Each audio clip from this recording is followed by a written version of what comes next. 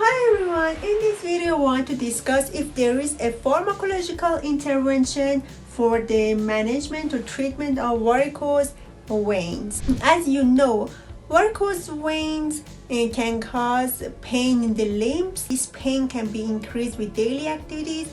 Clinical presentations include dilation of the superficial veins. It can cause edema, it can cause skin discoloration of the affected area, and it can even cause wounds. There are some non-pharmacological interventions for the management of varicose veins. However, there are a few interventions that are pharmacologic. So the short answer for this question is yes. In the studies, the extract of horse chestnut has been used successfully for the treatment of varicose veins.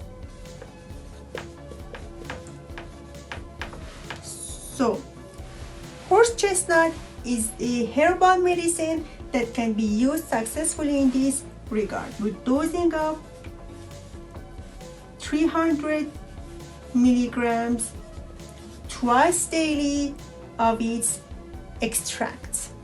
Hope you enjoyed this video. Please like, subscribe and share, and ask your questions in the comments. Thanks.